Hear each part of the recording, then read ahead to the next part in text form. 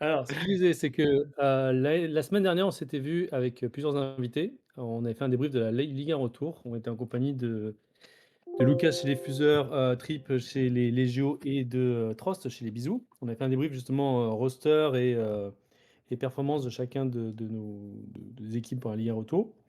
Cette fois-ci, on va faire un sujet un peu plus spécifique, c'est-à-dire qu'on veut vous expliquer comment on a construit notre roster. Et c'est quoi en fait le pairing et la construction de roster dans le jeu à 8, donc au format WTC? Qu'est-ce qu'il faut savoir, pour construire un roster? Parce que on n'arrive pas le jour J avec le talent, on se dit: «Bah, on a les bonnes listes, ça a marché». Non, il y a une vraie réflexion derrière ça. Il y a des choses à savoir sur comment construire un roster, quel rôle a chacun des codex, quel rôle peut avoir chacun des joueurs, et on voulait vous donner, bah, nous, comment on avait fait l'approche pour la Ligue 1 retour spécifiquement. Le but, c'est faire d'abord une vulgarisation sur le jeu à 8 et entrer dans les détails de quels choix on a fait et pourquoi.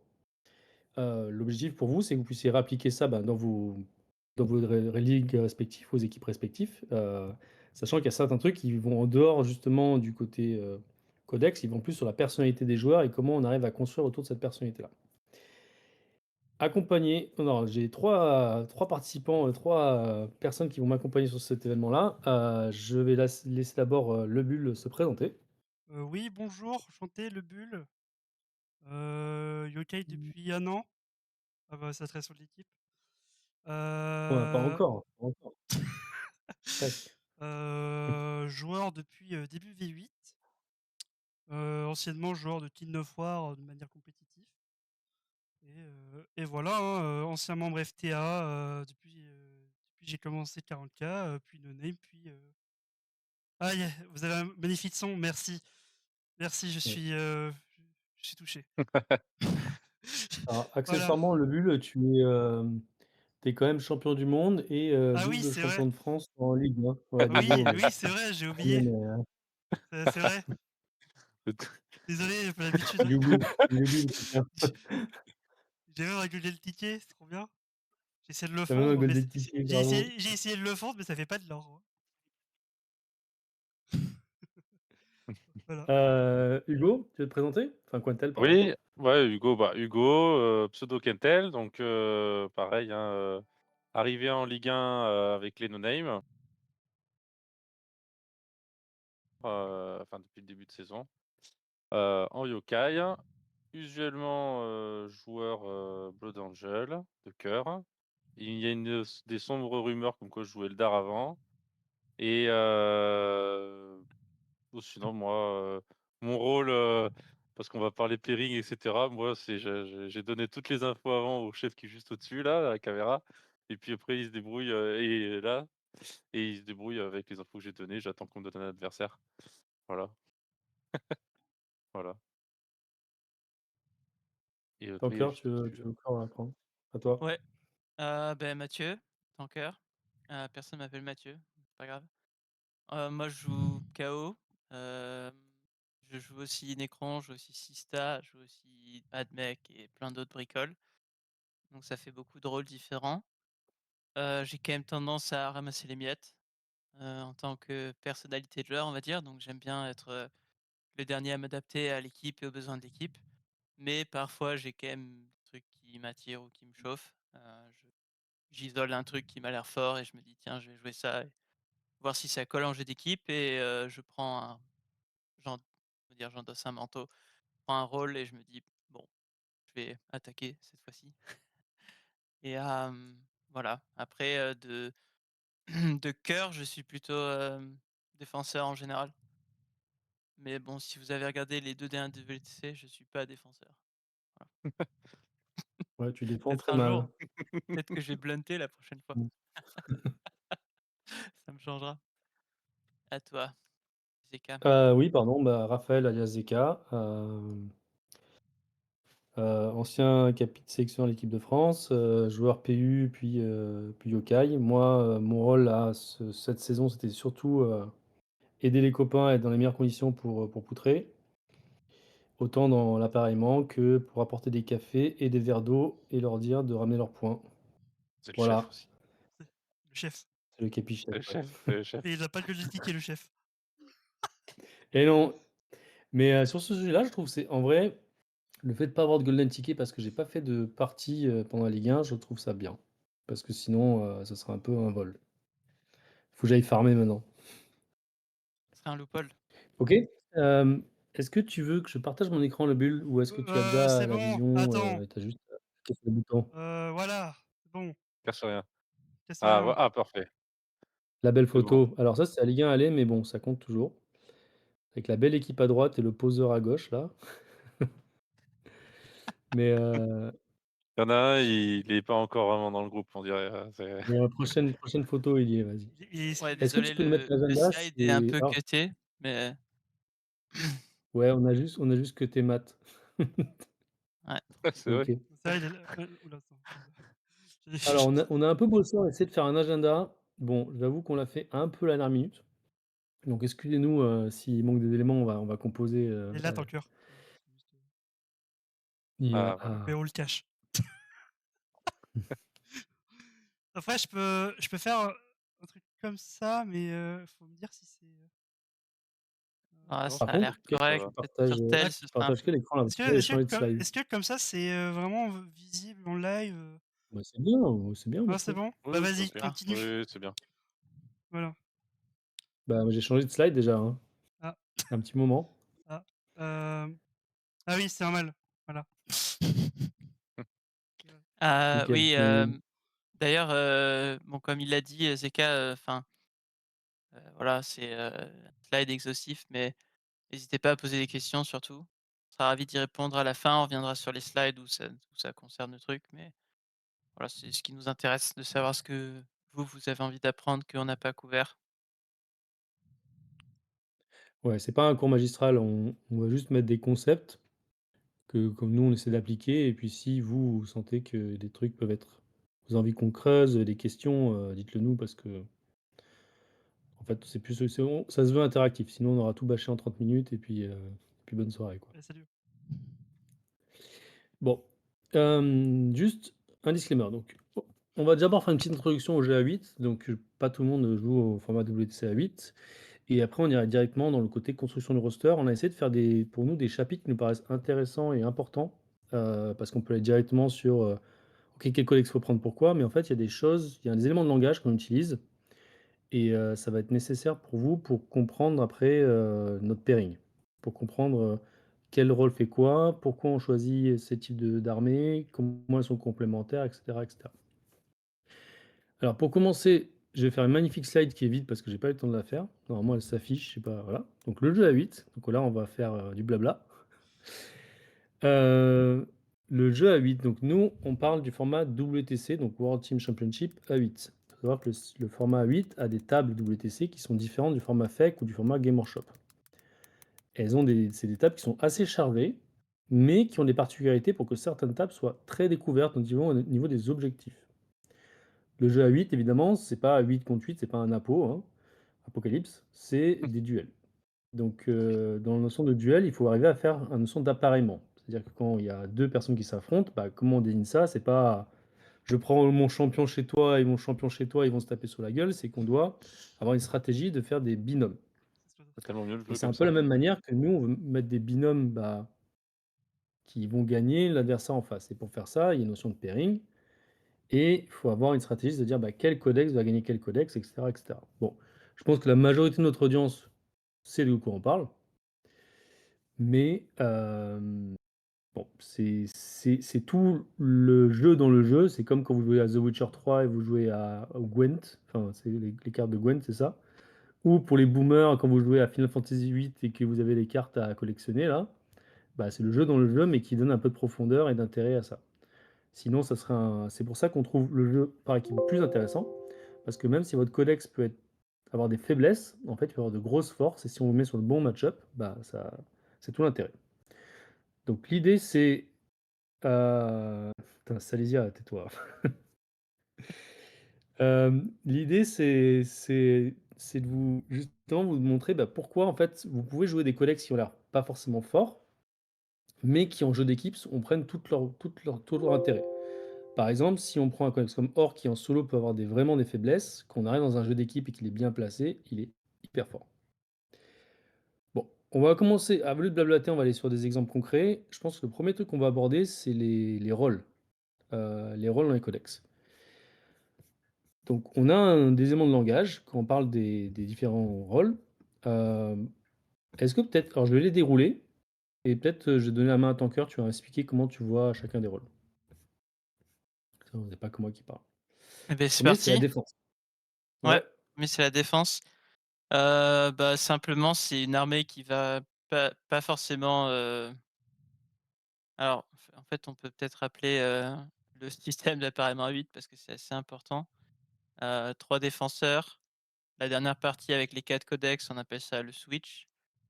C'est un terme qu'on va souvent utiliser parce que, bah, c'est le dernier moment où il y a beaucoup d'entrelacements de codex, on va dire et de pairing et et donc pour nous, la défense, ça va être, une des 2 premières def1 et def2 et c'est là, on va essayer de placer un codex qui est, relativement équilibré, qui va chercher à choisir sa table.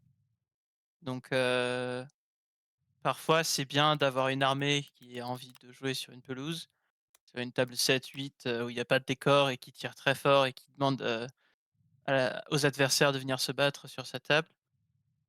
Parfois, ça va être une liste un peu plus subtile qui est, très équilibrée, mais qui a quand même besoin d'une table un peu correcte.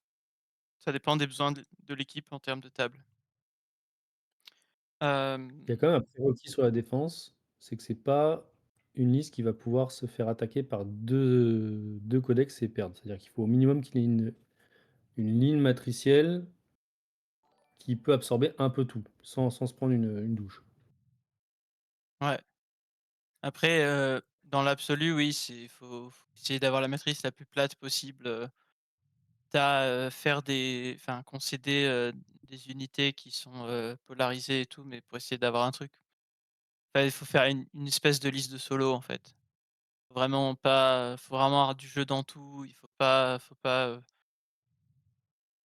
vraiment proposer une matrice solide, quoi et ça va Mmh. arriver que des fois, Ouais, vous avez sur 2 la défaites saison et que vous pouvez pas défendre, mais le but, c'est que sur le papier, vous pouvez défendre. sur la saison là, globalement, il y a eu 3 grosses défenses. Il y a eu d'abord les CK qui étaient là, ils disaient: «Bah, j'ai ma table» et en fait, c'est quasiment indétrônable parce qu'en fait, quand il y a sa table, il voit partout et c'est hyper dur à aller attaquer.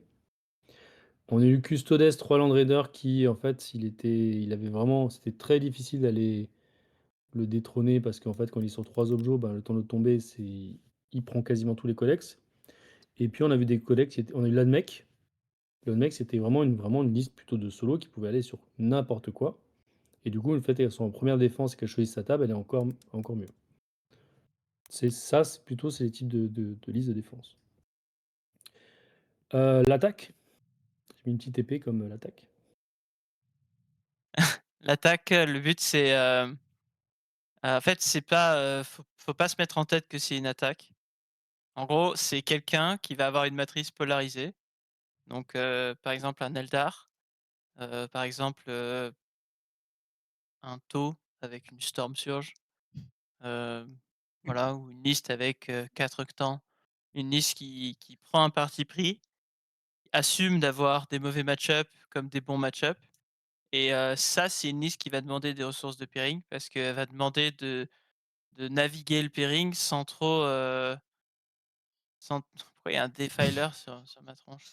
Bon bref, cette liste va essayer de ne pas se faire attraper, mais en même temps de proposer des outils pour attaquer les défenses adverses que pensaient être présentes dans le méta.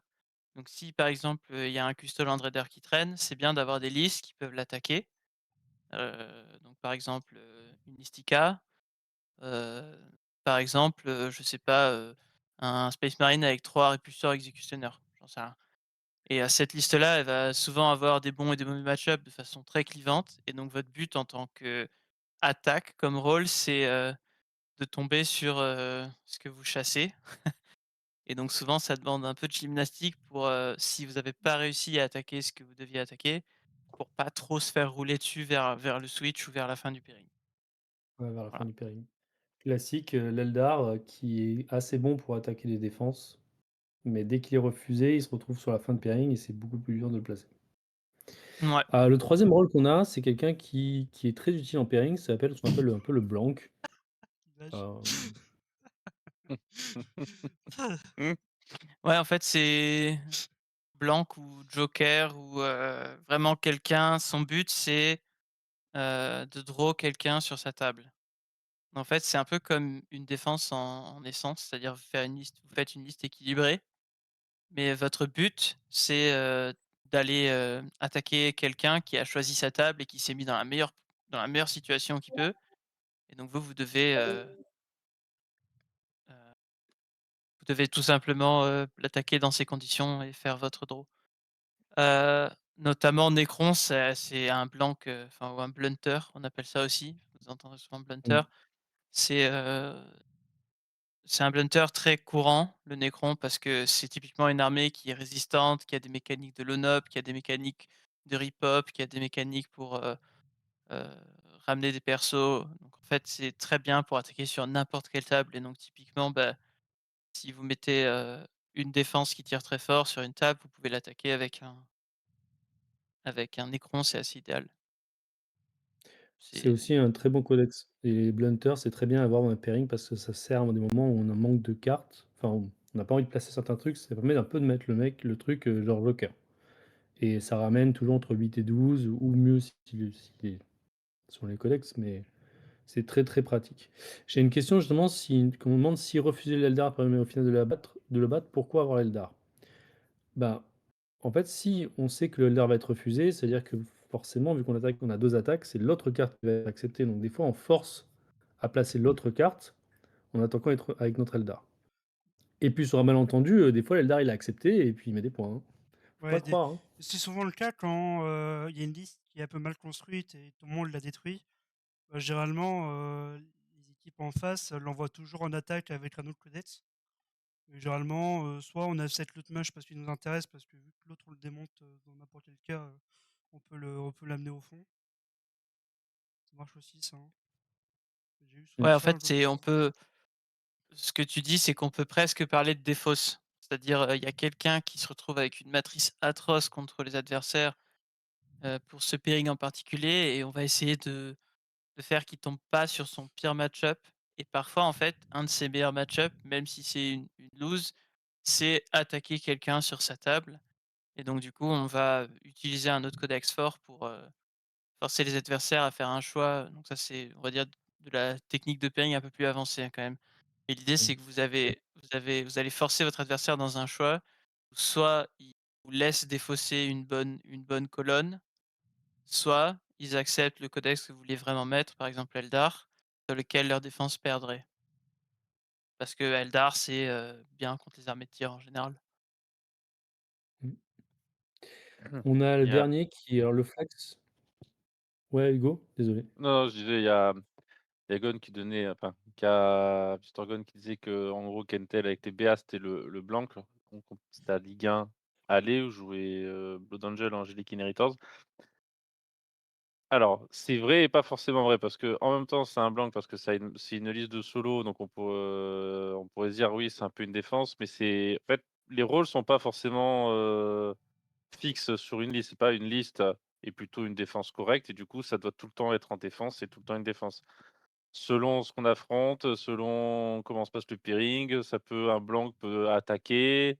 Typiquement, le Blood Angel, de la Ligue 1 allée, je trouvais qu'il était pas si mal pour, attaquer le CK, mais c'était un peu unique. C'était pas une attaque proprement parler. Donc, ça peut être, il aurait pu être mis en défense, mais il y avait d'autres, listes qui profitaient mieux d'un choix de table. Là où le Blood Angel, on n'avait pas besoin de table, donc du coup, pas d'intérêt de le mettre en défense. Donc des fois, c'est un peu entremêlé, quoi, hein. Je te laisse finir sur les flex. Le flex, pour moi, alors après vous peut-être des définitions différentes, c'est un peu, les codex qui sont tellement au-dessus du méta qu'il peut prendre n'importe quel rôle. Le flex, c'est celui qui va avoir une matrice qui peut être très, très polarisée. Donc ça peut être une attaque, mais c'est quelqu'un qui, en fait, peu importe, où tu le mets dans la matrice, bah, il va ramener, toujours un point positif. Typiquement, la matrice ultramarine, post-Vitrix, ces dernières semaines, quoi, par exemple. Ouais. Souvent flex, vous allez voir, des Space Marine UKO, des Ultramarines, des listes qui ont quand même plus de vert que de rouge dans leur matrice et aussi toutes les listes OP du moment, vous pouvez les mettre dedans. Mmh. C'est le rôle le plus simple. C'est vraiment un codex, en pairing, c'est, bah, des fois il va attaquer, des fois il va se mettre en troisième def, des fois il va, se mettre en deuxième def, des fois il va, je sais pas, attendre jusqu'à la fin et mettre un Q à quelqu'un à la fin, enfin, c'est juste C'est fort. comme un blanc, sauf qu'il peut enfoncer. Tu mets n'importe où, mais au lieu de ramener, 10-12, bah, il peut mettre 15 plus des fois et c'est super, super intéressant. Ouais. On on attaque sur la suite? Mmh. Alors il y a un autre truc qu'on voulait prendre en compte, alors c'est peut-être con, mais on parle de type d'armée, ça joue vachement pour nous au WTC parce que les tables sont pas toutes équilibrées et il y a des tables qui sont plutôt close et des tables qui sont plutôt tir. Hem, alors après moi j'ai ajouté un truc proactif, réactif parce que même si on parle d'armée de tir ou d'armée de close, il y en a qui sont à attendre que l'adversaire sorte pour faire des damages. Il y en a qui sont plus, bah, je mets des PV sur les objets et puis je t'attends. Ça joue beaucoup pour, la manière dont on va utiliser chacun des codex dans notre pairing. Donc là, pour faire de manière générique et puis après je vais vous donner la parole, mais, typiquement, une armée de tir proactive, ben, un CK, il a sa table, il va te mettre sur les objets, il va dire: «Bah, voilà, je suis sur l'objet, tu fais quoi maintenant?» C'est à toi d'envoyer le jeu. L'Eldar, s'il avance, il se met sur les objets, bah, il va pas tenir longtemps la table. Donc c'est plutôt une armée qui va te mettre des merdes, des petites du qu'on appelle du caca sur les objets et qu'une fois que tu as commencé à sortir un peu, il va tout sortir et t'éclater. Un War Eater, lui, par contre, il va se mettre derrière les ruines, donc il a besoin d'un truc très chargé et puis il va tout envoyer, il va dire: «Maintenant, bah, tu as 3 tours pour me gérer et si tu arrives pas à me gérer pendant 3 tours, bah, j'ai gagné». Heu, un Drukhari, il va se mettre derrière les ruines et puis il va attendre que tu te mettes sur un objet, il va essayer de te tuer, te deny. Mais il peut pas se mettre sur les objets et attendre. Après, ça, c'est des trucs très polarisés, mais on a plein de codex qui vont plutôt être blancs, qui vont être au milieu, qui vont faire un peu de tout. Mais nous, ça joue dans la manière dont on place sur les tables, parce que c'est pas la même chose de pouvoir être létal au tir au corps à corps et pouvoir se permettre d'être au milieu de la pampa et encaisser, ou être forcément derrière une ruine et attendre. Hem, est-ce que vous voulez ajouter quelque chose là-dessus ou pas? Ou c'était assez clair? Non, Non, non, non, clair. c'est plutôt très juste, hein. Cool. Je dirais juste, Alors plutôt que codex, je dirais des fois même liste, mais on peut forcer oui, des listes à être, très proactives de tir ou voilà. quand on parle du Space Marine, on a un panel assez large, effectivement. Voilà, on des ultramarines se trompent de partout là. Contre un Eldar, tu prends n'importe quel détachement, il va rester derrière le mur, hein. Sauf si tu joues, les Wraiths, hein, mais maintenant le plus fun, bon là on a parlé des rôles, on a parlé des armées, mais il faut pas oublier qu'il y a un truc hyper important, le facteur humain. C'est-à-dire qu'on n'est pas tous des robots et en fait, on est obligé, Ah, nous on compose énormément avec, la personnalité de chacun des personnes. Hem, est-ce que tu mis des têtes de qu'est-ce yokai qui ou reste? pas? Pas encore. Donc ça, c'est un truc qu'on sous-estime vachement, mais en fait, on a chacun des équipes des personnalités qui, bah, tu peux lui mettre, un codex d'attaque, bah, il va pas attaquer ou tu pourras pas quand tu prends un joueur qui a le meilleur codex du moment, un Space Marine, bah, il va jouer des Vindicators, par exemple. Oui. Ou, ou un mec qui peut qui tu lui dis: «Bah, faut jouer une def», mais il est obligé d'aller comme une Brutos à attaquer. En fait, ça, c'est les personnalités des joueurs vachement importants. Heu, mo moi, j'essaie de composer avec ça et on essaie quand même de composer avec ça chez nous. On a plusieurs profils, donc typiquement, on a toujours le optimiste prudent, donc tu as le mec qui va dire: «Bah, ouais, je pense que je vais le faire, ça va le faire et tout», mais en fait, il fait pas grand chose sur table, il fait le minimum d'efforts pour mettre son 12. En gros, tu ça.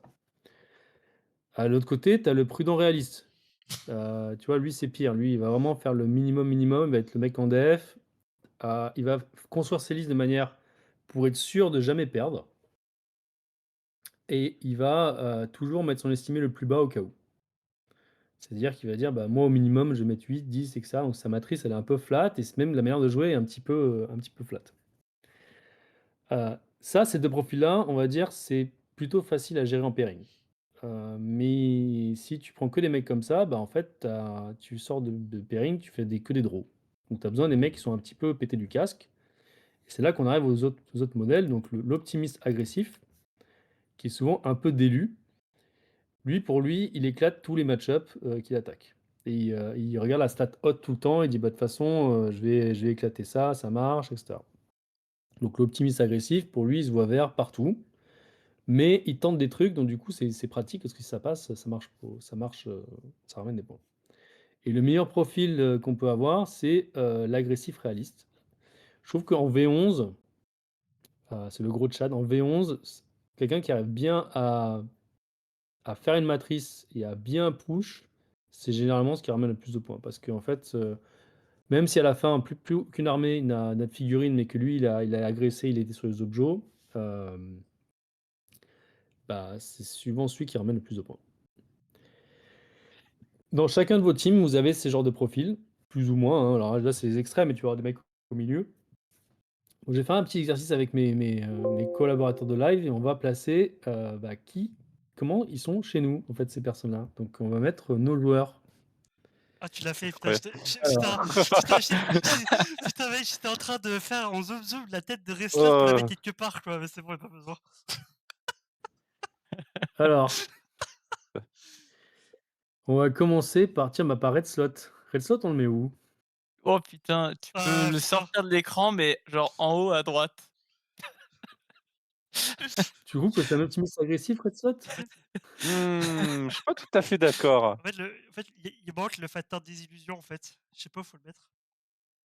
En fait, il Moi, je trouve que est c'est un prudent, mmh, comme pas trop, il est prudent, moi, je trouve prudent. Moi, je le vois plutôt dans le skin panique, en vrai, hein. non, mais le skin Ouais, mais panique pas après réaliste. et voilà. Prudent optimiste, c'est pas mal quand même. Quand il te dit qu'il Overwatch 5 marines avec sa forteresse dans l'espoir d'en tuer 6, d'accord. Ouais, c'est un prudent optimiste, j'avoue. Cautiously optimiste. Ouais, ça me va comme ça. On valide le tiers Red Slot? Ça marche. Allez, Ouais, vaguement là, c'est bien. oui, vaguement là. OK. Vas-y, on prend à droite le bulle. Oh non. Bah Mmh. si, Le Bulme, ça, pour moi, c'est un optimiste agressif. Enfin, en tout cas, il est vers en haut à droite. Ah ouais? un Mmh. optimiste agressif? Un petit en haut à Ouais, droite, je pense, ouais. moi je le Oui, trouve pas plutôt dans le pas réaliste, tout en moi, haut hein. à droite, hein, pas dans Ouais, l'extrême non plus, moi, mais je suis pas un profil de je veux mettre des 20, moi, je Non, suis mais tu joues bah, agressif dans tes parties, ah un peu oui, quand même. oui, mais s'il faut jouer c'est défensif, agré défensif, quoi. Moi je trouve quand non, même réaliste le bulle, hein. Il fait pas n'importe quoi, hein. Si on prend le On est côté en plein pairing, milieu du moi je le coup. mettrais plutôt dans les réalistes agressifs, hein. donc il est dans agressif et à mo en il mange un peu la partie optimiste et réaliste, quoi. Je suis dans la meilleure courbe, en fait. Ouais, Ça me voilà, va. ça va. Alt F4, Johan. Prudent optimiste aussi, Ouais, prudent Ouais. optimiste. mais timide, tu vois?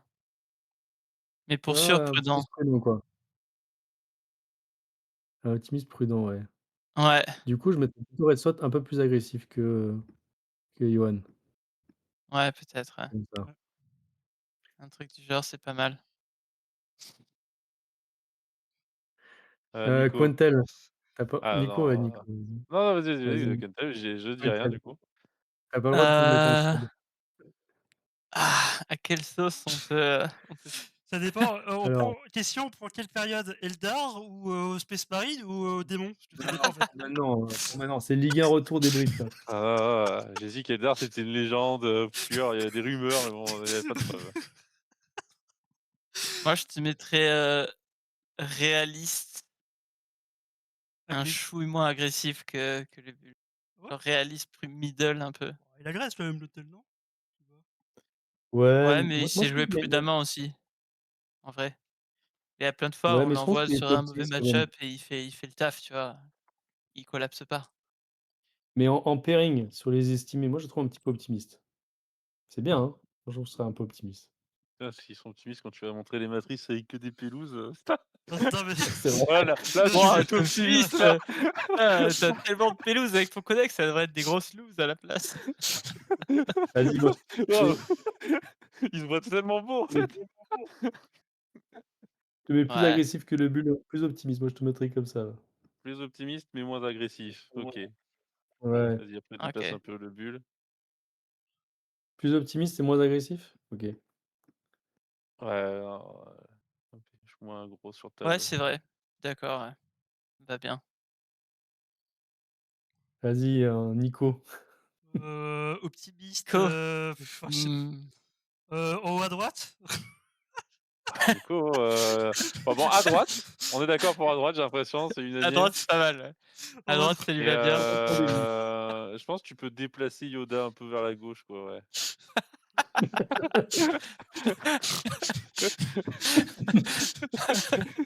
Ouais, voilà, pas mal. Ah, c'est pas mal.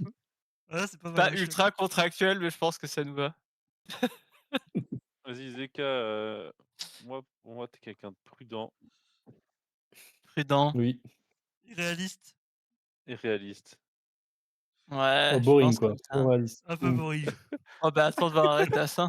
Oh Non, waouh! attends, arrête, Arrêtez, c'est le roi, hein. Arrêtasse! Heu, Putain, what the fuck. Tête à gauche, ouais, c'est ça, à l'opposé de À côté de son pote Panique. Il est quand même prudent, mais bon, panique. il tape la discute avec panique. Après, ça Nickel. veut pas dire qu'il panique, attention, c'est prudent, réaliste, l'image effectivement, porte à Oui. confusion peut-être. Ah bah, ici on Vas-y, aurait vas-y. mis Liam, Liam c'est l'opposé. Voilà, Oui, c'est ça. Liam, il est à côté il est plus loin que Nico. il peut Nico. Salisia.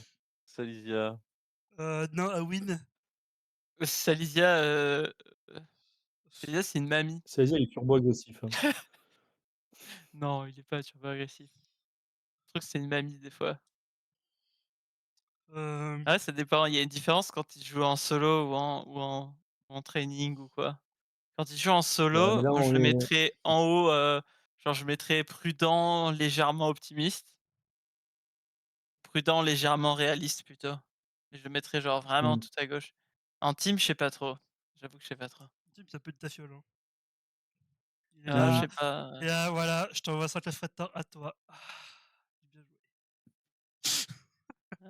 Peut-être qu'il est un peu plus réaliste en team, effectivement, ouais. Mais je le mettrais quand même dans les optimistes. ouais, moi aussi. Je pense qu'il est plus optimiste que réaliste. Ouais, Je sais je pas Mets vais s'il fait avoir des pas, un stats. le mets Je crois pas au qu'il fait centre jamais des après stats, Ivano, non? hein. J'ai jamais vu ça sur une calculatrice. Non, mais il fait tout le temps des stats. Ouais, Et ouais.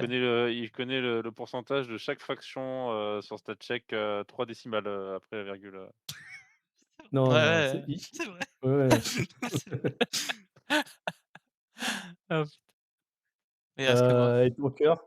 Cook me. Heu, Chad. Chad.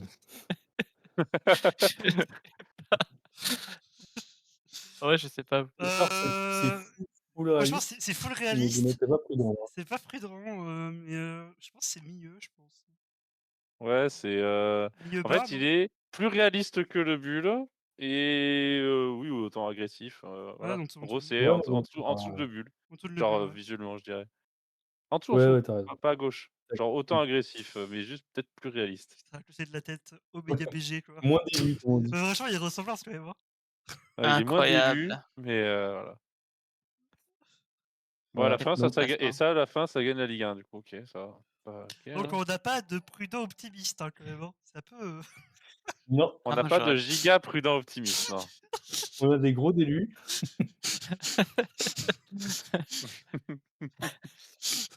pas Cet mal, pas mal. exercice, il a l'air con, mais en fait, c'est très important de connaître les personnalités de vos joueurs, parce qu'on n'a pas envie de mettre typiquement un Nico qui est un optimiste agressif, si je le mets sur un codex de def, bah, qui fait pas grand chose, bah, c'est pas optimal. C'est ça. Ou si on le met Donc sur un match-up qui est dur, un match-up dur ou très volatile, bah, on sait pas trop ce qui va se passer aussi, quoi. On peut pas se dire: voilà, «Oui, il va jouer safe et tout». Non, il va peut-être non, partir en non, dis sucette pas dis parce qu'il va se faire chier en fait à partir du T1 et du coup, il va être là: «Bon allez go». Non mais voilà, en tant qu'appareilleur, je sais pas, Tanker après quand il réfléchit au pairing et Zeka aussi, des fois on se dit: «Bon quand même, le match-up est un peu dur et tout» et bon, faut Bah, peut-être la jouer Nico, safe sur celui-là, quoi. en tant que coach, moi, après j'ai vu son déploiement, je sais plus ce qui se passe, hein. Je sais que peut-être poste T1, il est peut-être chez l'adversaire et moi je j'ai plus aucune maîtrise. Il a joué pour la deuxième fois aussi sans décor à un moment donné. On en regardait ça avec Mogor justement, il y avait plus de décor sur la table, plus de mur. Ouais, les murs, En c'est même toujours temps, C'est Nico, tu fais genre tu demandes jamais, hein. Tu y vas, après tu me dis: «J'y suis allé», hein. j'essa Je fais: «OK». j'ai essayé d'enlever les décors en Le Astra, seul qui m'a demandé ça marche. le week-end avant de go turn, c'était Aretas. Il m'a dit: «Je peux y Alors, aller?» J'ai dit: «Oui». Nico qui dit, «Coach, je peux charger T1». Cette phrase a été volée, c'est Tanker qui me l'a posée à la Pyra Cup quand il jouait CSM contre Eldar. Oui, j'étais est-ce que coach je pour peux l'équipe de all-in France à la T1? Pyra Cup, il était là: «Je peux all-in?» Je fais: «Vous êtes quand?» Il me dit: «Bah, je suis à mon T1 là». Je fais: «Pas oui, OK». J'ai essayé de réfléchir, mais il était déjà reparti à sa table. Voilà, C'est beau. vous reconnaissez Je l'agressif, sais quoi. plus ce qu'on a comme side après, mais bon voilà, si vous êtes en construction de roster, c'est bien d'être assez, réaliste ou optimiste par rapport à vos personnalités. Parce que, par expérience, à vouloir forcer d'être toujours dans le méta, de forcer des codex pour des joueurs, d'être toujours dans les meilleures listes et cetera, ça marche pas en fait. Faut respecter que les joueurs, ils ont envie de jouer certains trucs et les mettre dans leur zone de confort, c'est souvent mieux que les forcer à jouer un codex meilleur. Et quand vous faites les pairings, c'est pareil, c'est-à-dire que peut-être selon les personnes, même un match-up qu'on peut penser qui est très positif, selon son tempérament, il va baisser son score. Alors que d'autres disent: «Bah, j'ai vraiment envie de ce match-up-là», donc il va booster son score. Et ça, faut le prendre en considération. Le prochain chapitre, je sais plus ce qu'on a après. Ah, table. Donc ça, c'est Ah! typiquement WTC. Qui va en parler? Donc vous voyez les grosses tables bien chargées là. De toute façon, les tables, c'est quand même une notion importante en équipe parce que, même parce que chaque match-up est différent suivant la table. Donc, vous pouvez avoir, peut-être la liste la plus forte du méta en ce moment, mais, si vous jouez sur une table par exemple, la liste Custodes Triple Hand Raider qui est un truc extrêmement fort, mais si, là, il y a peut-être pas de bons exemples sur ces tables-là, mais il existe des tables où, bah, en fait, vos Land Raiders ne peuvent pas sortir de sa zone de déploiement et donc tu perds, quoi. C'est ce genre d'exemple qui peut Bah être si, possible. sur celui-là, c'est la table 2, hein. Table 2. Il faut qu'il y ait la table 2 au maximum. Ouais, la table 2, t'inquiète, hein, ils s'en pire, hein. Oui, c'est ça, c'est la table que veut le Custodes. Ouais, c'est ça, hein. C'est C'est pas ça, évident. tout à fait. Mais en gros, notion de table, c'est en fait, bah, si vous êtes une armée de corps à corps, vous avez envie d'avoir des tables chargées pour enfoncer les match-ups de tir. Les match-ups de tir, ils veulent des tables légères. Et ben, en fait, chaque match-up, par exemple, une armée de corps à corps, ça bat généralement un match-up de tir. Mais s'il a pas sa table, bah, le mec qui a des gros canons, bah, il va tuer les mecs qui sont à pied, quoi. Donc, c'est une grosse réflexion qu'il y a tout au long bah, contre un roster, hein. C'est pour ça, c'est la notion de défense qui est important.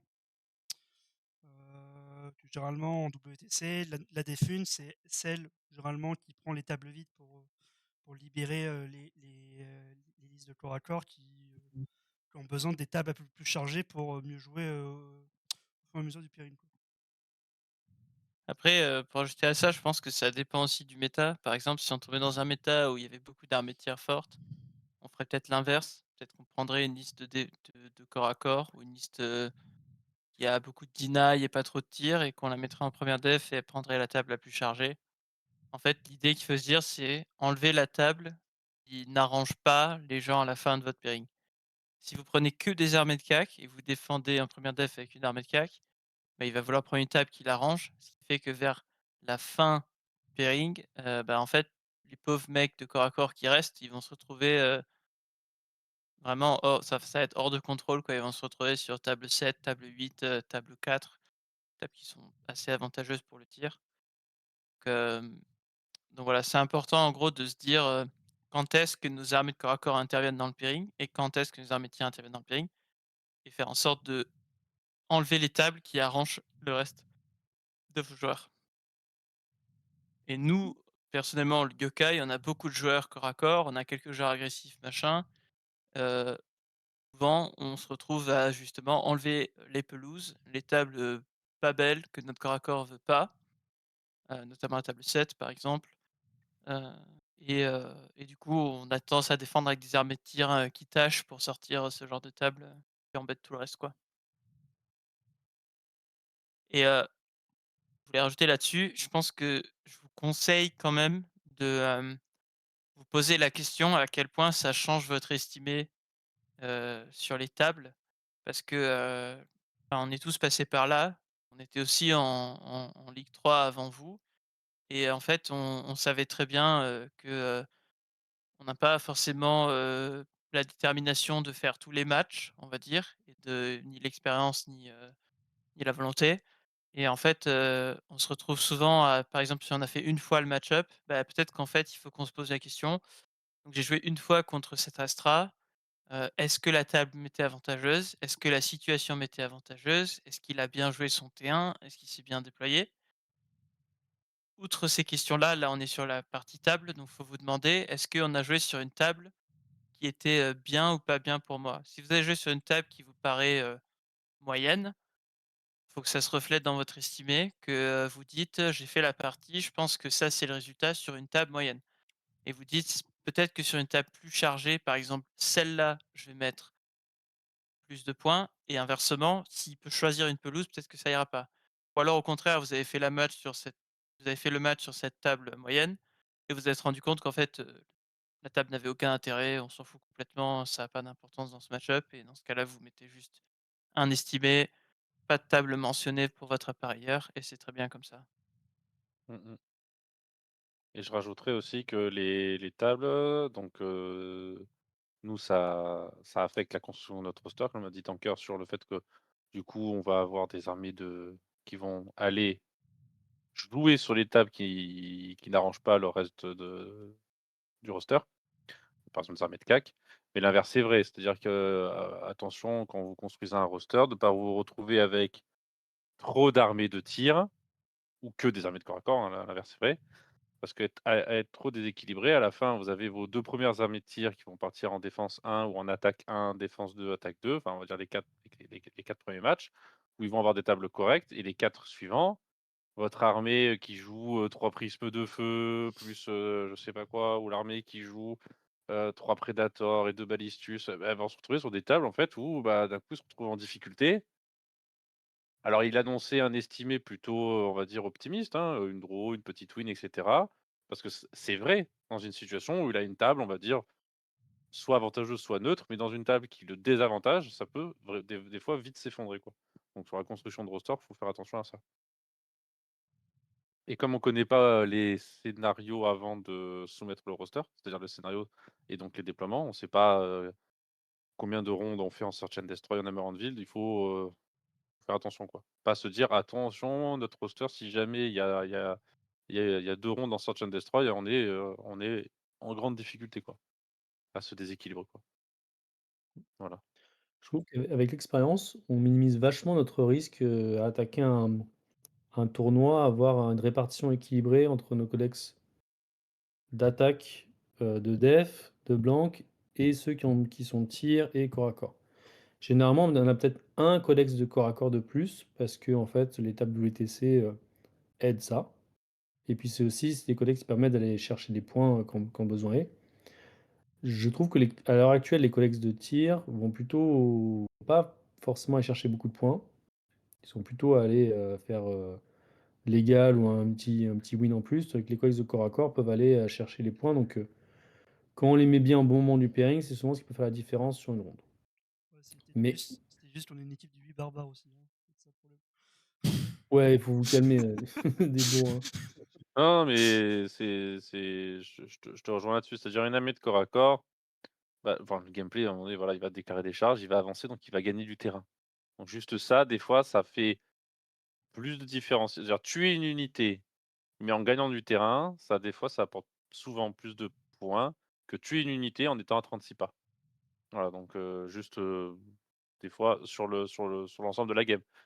Voilà, il y en a un qui va gagner 12 et la même armée, si elle jouait corps à corps, elle aurait gagné 14 parce qu'en fait, elle fait la même chose, elle tue les mêmes unités au même moment de la partie, mais en gagnant du terrain. Des fois, ça crée un avantage. Par contre, ça fait aussi qu'on peut se mettre en danger, on peut rater nos charges, on peut ne pas être à portée pour infliger nos dégâts parce qu'il faut se déplacer et charger et des fois on peut pas, il est trop loin, alors que le tir, on applique des dégâts de manière plus certaine et plus fiable et voilà. Donc C'est là, différent, hein, on ça veut pas dire que fin le CAC est tout le temps mieux que le tir, mais c'est différent.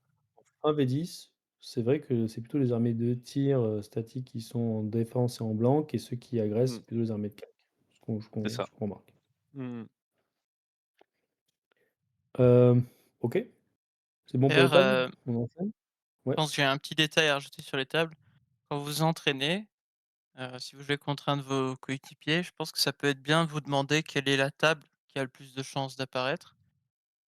Vous voulez maximiser votre training.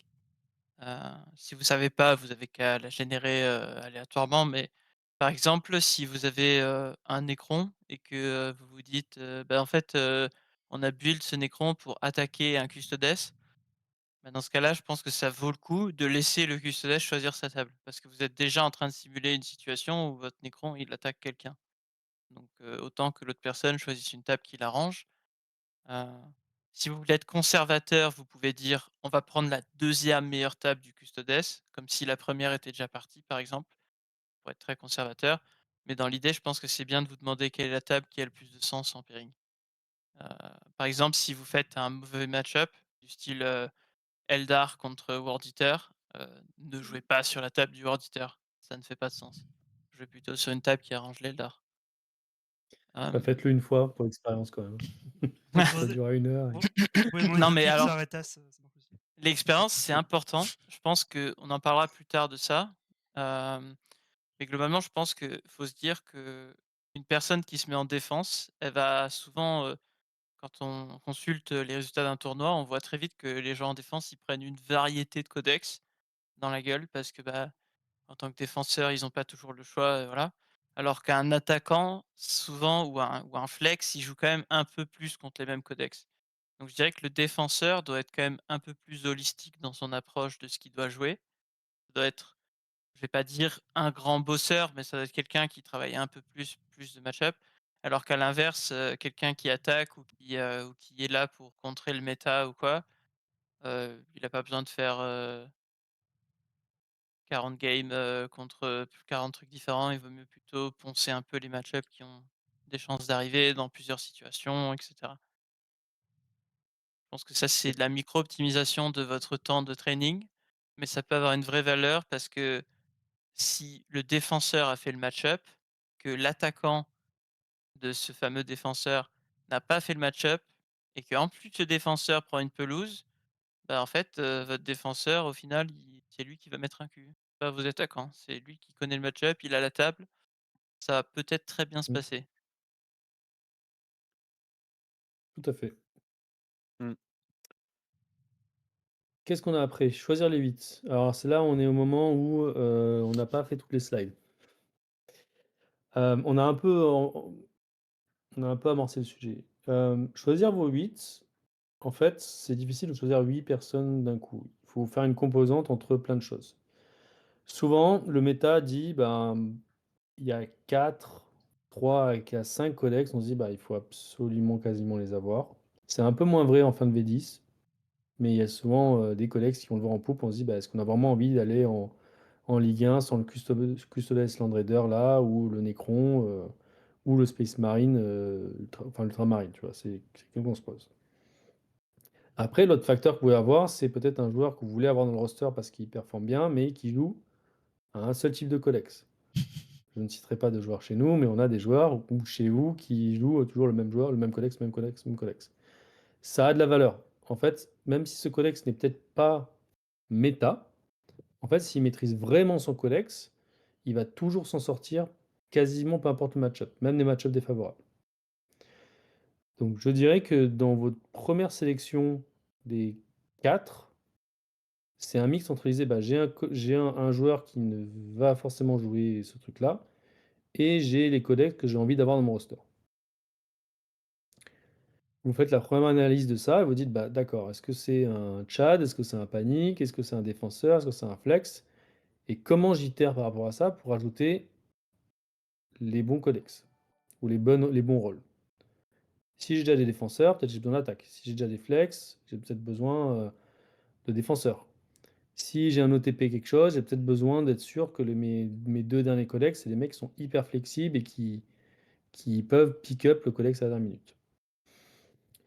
Alors nous, on prend tous les facteurs qu'on vous a dit avant, donc déjà les personnalités. Premier lieu, c'est les personnalités des joueurs pour être sûr de ne pas les forcer vers un truc qui vaut pas. S'assurer qu'on a les codex qui ont le vent dans le dos, mais généralement, ces codex sont pas oubliés, il y a toujours quelqu'un dessus. Et après, on itère en disant: «Bah, c'est quoi le complément?» en s'assurant qu'on n'a pas que de l'attaque, que de la défense, que des mecs qui ont besoin de leur table, que des mecs qui attaquent. On essaie toujours de trouver un équilibre dans tout ça. Donc c'est peut-être décevant à ce niveau-là parce qu'on se dit: «Il y a pas de formule magique», mais en fait, premièrement, bah, votre collectif et vos personnalités, priment au-dessus de se dire on force un joueur à jouer un truc. Et après, il faut juste avoir une cohérence entre vos codex. Vous voulez ajouter quelque chose les potes? Je généralement, c'est ce qu'on fait. Non, pas moi.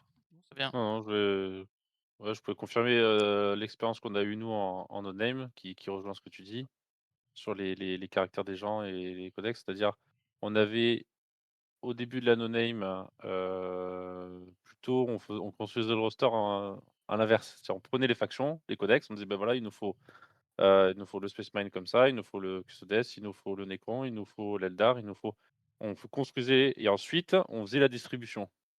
Alors il y en a certains qui étaient, naturellement attirés par tel codex parce qu'ils le jouaient déjà, mais à la f souvent pour les 2, alors dans le meilleur des cas le dernier, ou les 2 ou 3 derniers, bah, c'était un peu, bah, tiens, avale la cuillère, tu es obligé d'avaler quoi. Tu vas jouer ça, tu vas Mmh. jouer TS, tu vas jouer Astra parce que et ça souvent, ça fait des résultats qui étaient vraiment pas bons quoi.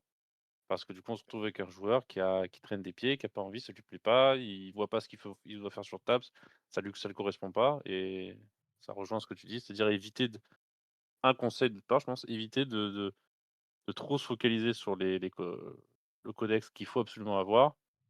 Il y en a c'est mieux si on a quelqu'un qui peut jouer le truc, très, très fort, le Necron et qui en plus aime ça, c'est mieux.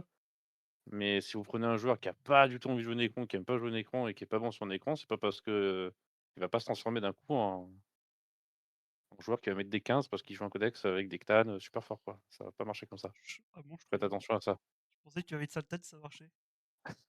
Bien Scully, ça marche? Oui, Le mais ça petit lui plaît. Octane. Ouais, mais ça lui plaît. Ça lui plaisait donc il voilà. Non, non, mais c'est important quoi, à garder en tête.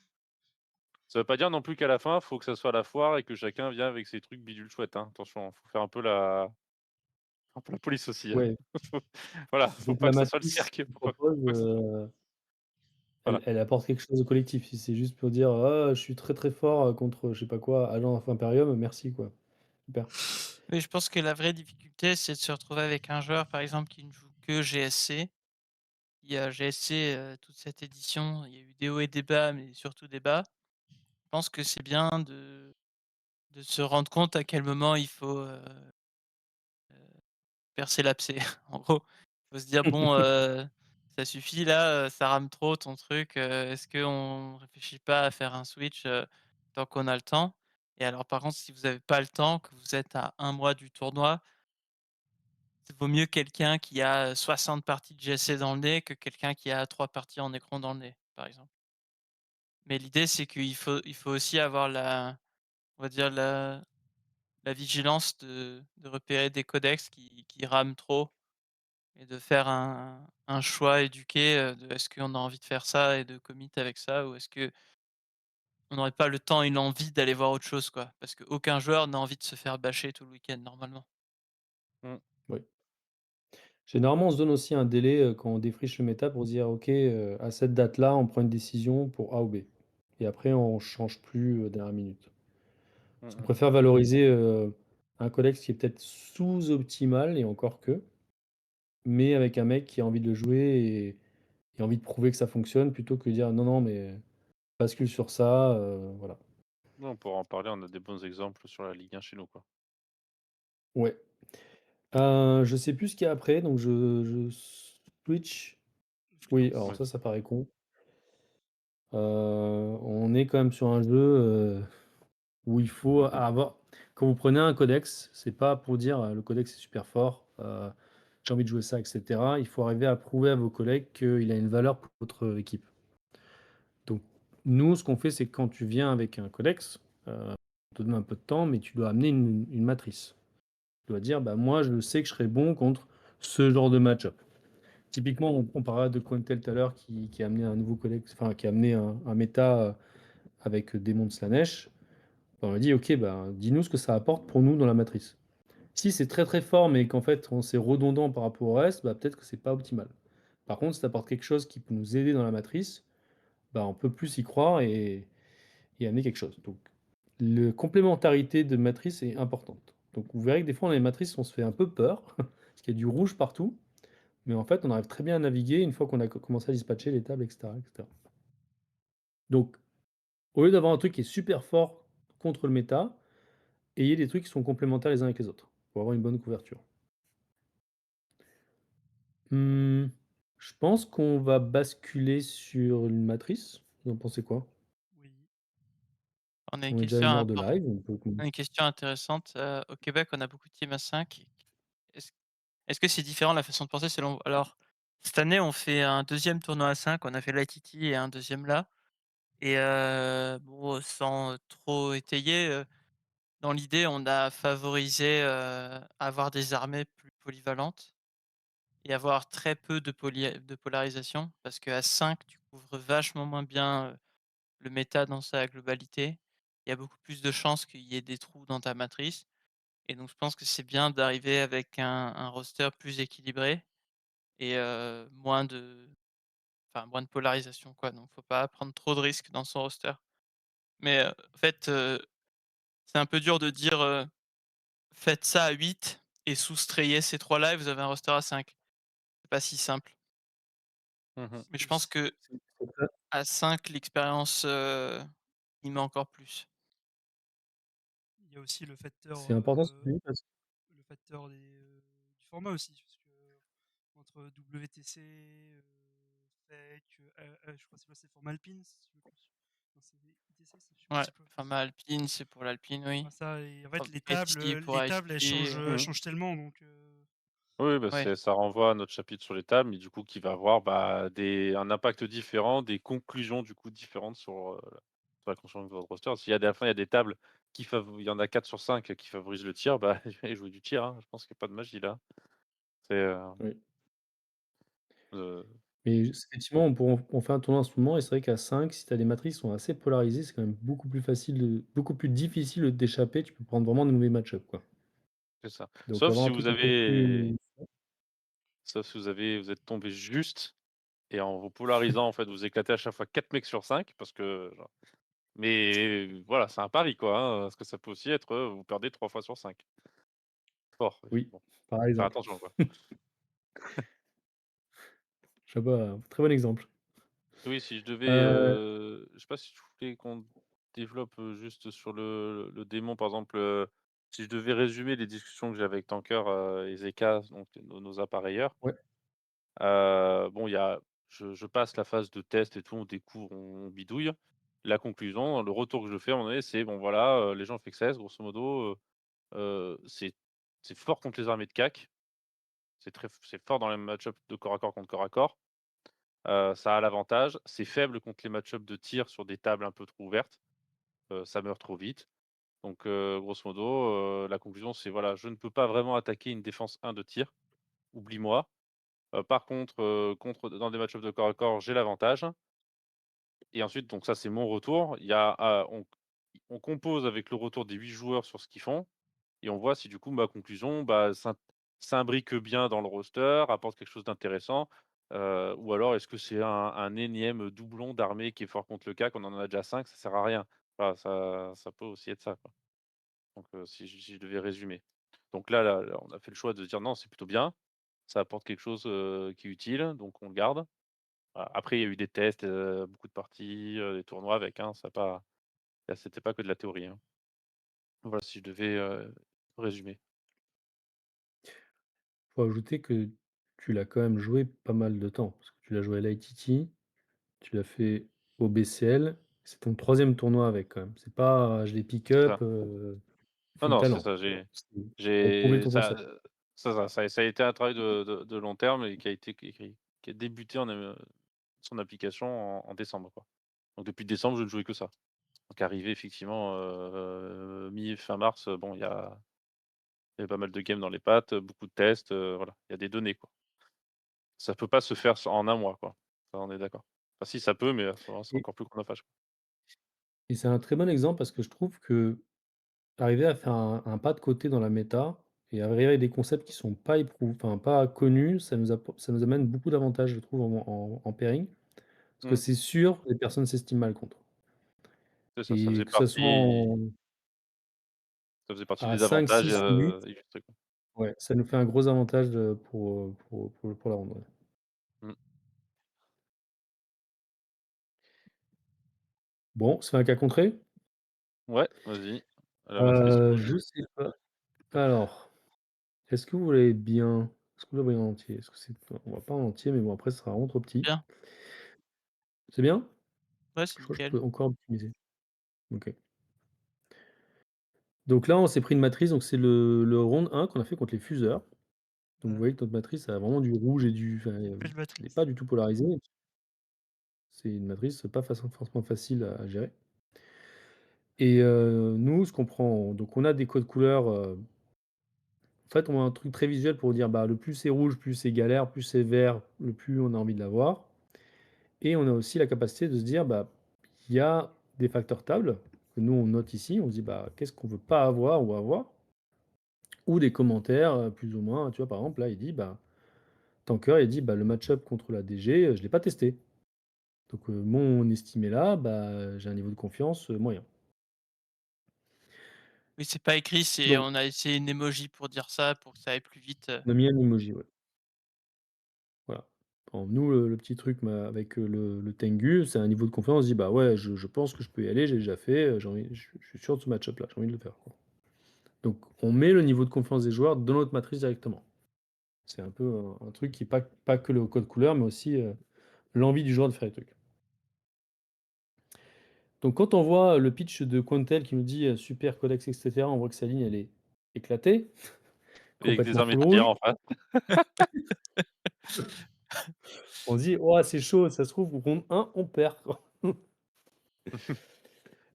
Hem, du coup, ce genre de matrices qui sont plus polarisées demandent beaucoup de travail.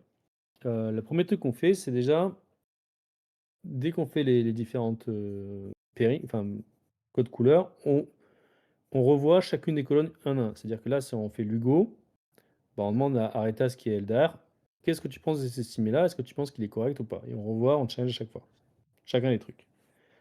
Deuxième truc qu'on demande, c'est est-ce que en fait, avoir une table ou pas de table, ça change votre estimé? Typiquement, là, Cointel me dit: «Bah, si je suis pas sur la 8, ça va, je ferai un draw et si je pique ma table, je peux encore faire mieux». Par contre, c'est-à-dire que s'il est sur la 8, peut-être que son match-up, là, il peut être un peu cata. Pour rappel, la 8, c'est une table qui est très ouverte ici, hop. Donc si les objets, ils sont dans l'open et cetera, c'est vraiment une galère pour lui, c'est une table de tir. Et le troisième truc qu'on fait, c'est on se prédit, bah, qu'est-ce qu'on veut voir arriver contre quel match-up? C'est à dire, bah, nous, si on voit Lugo, qu'est-ce qu'on aimerait avoir ici comme attaque?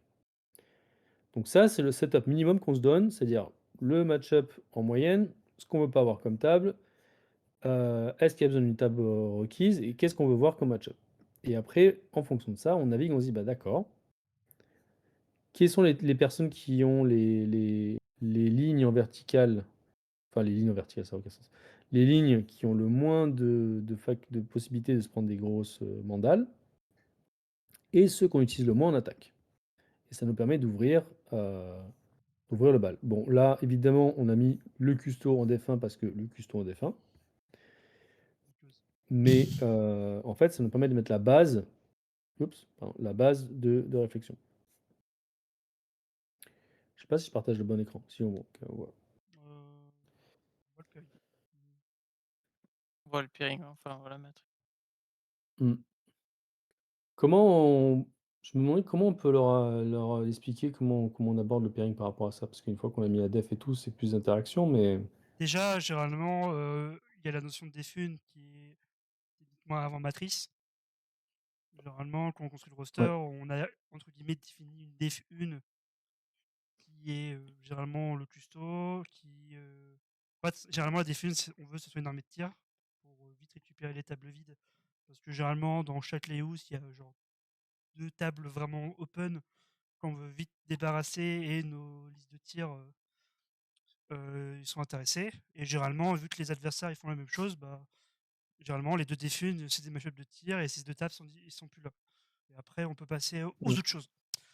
Donc, bon, déjà, par rapport à des funes, généralement, c'est là, dans la méta actuelle, c'était Custo parce que il veut vite sa table, mais on a aussi, bah, il faut aussi trouver une autre solution parce que il peut avoir, bah, en fait, des équipes, ils ont préparé des techs anti-custo pour vraiment le dire, bah, s'il en défune, on met 2 listes, il se prend 20-0 et basta. Donc il faut anticiper ça. Mmh. Et donc ça veut dire qu'il faut aussi des listes qui sont capables d'être en défense 1 voire 2. Et c'est là où bah, on continue à réfléchir le roster. Là, Mmh.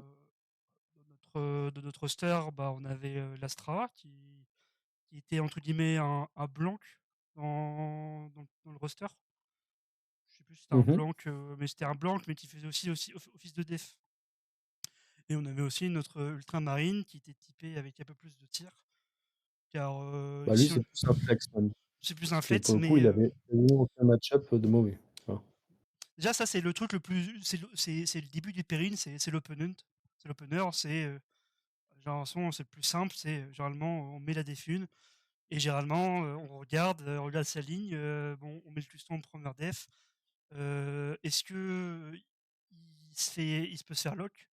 Voilà, quand on voit la batterie, ça part Necron, bah, il y a pas vraiment de menace. Parce Oui. que, si par exemple là, ce qu'on voit la matrice, il y a, le Necron où il perd et après les 2 matchs où c'est moins bon, c'est Custo et Ultramarine. Mais quand tu regardes, Ultramarine, et Custo, bah, en fait, ça nous arrange s'ils disparaissent. Oui, ça enlève des loses à d'autres joueurs, donc c'est pas gênant pour nous. Voilà. Et je sais plus ce qu'on a eu du coup contre les fuseurs, ils nous ont envoyé Eldar et l'Eldar. Necron. Ils ont envoyé l'Eldar et Necron, et c'est vrai que le Necron, on s'est posé la question si on va le sortir, mais au final, vu qu'il avait un Du coup, niveau de confiance contre l'Eldar, on s'est dit: «C'est pas grave».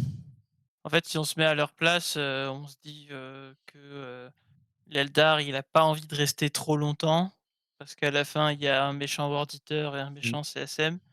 Donc l'Eldar, dès qu'il voit une opportunité d'attaquer, il y va, parce qu'il a pas envie de rester là ouais, au switch quand il restera encore les gros bourrins. Donc lui, ouais, ça et du l'arrange coup, d'attaquer nous, le custo. Après, on avait et fait on ce a match-up et on savait que ouais, c'était assez jouable sur la map du Custodes et donc bah, il a eu sa map et ouais, il a joué la partie et ça s'est relativement bien passé, à et peu si on près regardait comme le reste, l'estimé du a coup, dit, une petite win. c'est-à-dire qu'au mur, c'est bien. Allô? Ouais. Oui. C'est Oui, Discord. pardon. Ah, c'était Non, Discord, attends. CSM Auditor, c'était bien, mais dans la majorité des cas, on avait peu de gains par rapport à ça, donc on s'est dit: «Bah, pourquoi prendre une lose?» Du coup, on a pris Eldar. On s'est dit: «Bon, bah, vas-y, on prend Eldar». Mmh. Tac, et du coup, ça sort le custo, et eux, ils nous avaient mis en défense l'Astra. Ils nous ont mis l'Astra, et pourquoi on avait plusieurs options, et on avait essayé de mettre, on a mis l'Eldar, Parce parce qu'il qu'on faut qu'il voulait faire s'échappe, échapper de ça, ça et ça, c'est ça. et on a dû C'est mettre un bien truc genre Mirror. très bourrin, genre un Necron, non?